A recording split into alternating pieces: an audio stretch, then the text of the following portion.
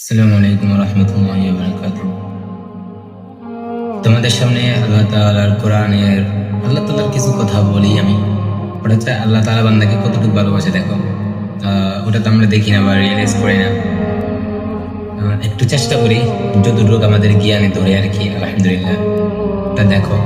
আল্লাহ তাআলা বলতেছে ইন্নাল লাযীনা আমানু ওয়া আমিলুস সালিহাতি লাহুম জান্নাতুন তাজরি মিন তাহতিহাল আনহার যালিকাল ফাওজুল কাবীর। অবশ্যই যারা আল্লাহ তাআলার উপর ঈমান এনেছে এবং সে অনুযায়ী ভালো কাজ করেছে তাদের জন্য রয়েছে জান্নাত।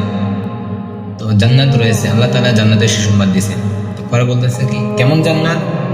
তাদের জন্য রয়েছে এমন জান্নাত যার জান্নাত দেওয়ার পরে তো একটা বান্দার প্রতি বান্দার তখন মানুষের তো অনেক কিছু চাহিদা থাকে।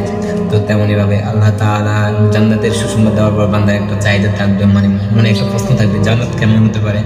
আল্লাহ তাআলা ওটারও বলতেছে তাদের জন্য থাকবে এমন জান্নাত যার নিজ দিয়ে ঝর্ণা দ্বারা প্রবাহিত থাকবে।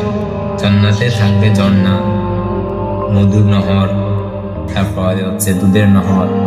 এরপরে সেটাই সেটাই হচ্ছে তাদের জন্য সেই দিনের অর্থাৎ কিয়ামতের দিনের সবচেয়ে বড় সাফল্য।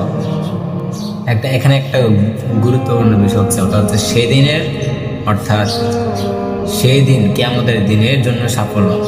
সেই দিনের জন্য জান্নাত তাদের জন্য একটা উপহার স্বরূপ। কিন্তু জান্নাতে যাওয়ার পরে যেটা মেইন ওটা হচ্ছে আল্লাহ তাআলা দিদার। মেইন তো ওইটাই, আল্লাহ তাআলা দিদার পাওয়া। দিদার করা, তোমার দিদার আমার পাওয়া।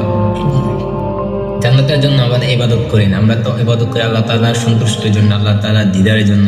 তো হাশরের ময়দানে আল্লাহ তাআলার কাছে মাগফিরাত কামনা করে জান্নাতে প্রবেশ করার পরে আল্লাহ তাআলার দিদার পাবো। সুবহানাল্লাহ। ওই লা ইলাহা ইল্লাল্লাহ মুহাম্মাদুর রাসূলুল্লাহ, আল্লাহ তাআলা ব্যতীত কোনো মাবুদ নাই, কোনো ইলাহ নাই, কোনো উপাস্য নেই। মুহাম্মদ মুস্তাফা সাল্লাল্লাহু আলাইহি ওয়াসাল্লাম আল্লাহ তাআলার রাসূল। কালিমা পড়া যখন কালিমা শহীদ মৃত্যুবরণ করবো আমরা, ইনশাআল্লাহ আল্লাহ তাআলার সাথে মোলাকাত হবে।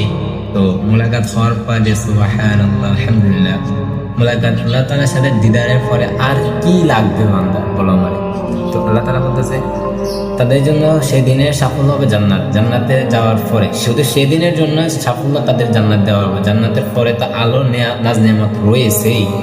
তো আল্লাহ তাআলার ভালোবাসার জন্য আমরা ইবাদত করবো, আল্লাহ তাআলার সন্তুষ্টির জন্য রোজ কিয়ামতের ময়দানে যেন আল্লাহ তাআলার সামনে আমরা সুন্দরভাবে আল্লাহ তাআলার কাছে মন খুলে কিছু চাইতে পারি, যে আল্লাহ তাআলার দিদার আমরা চাই।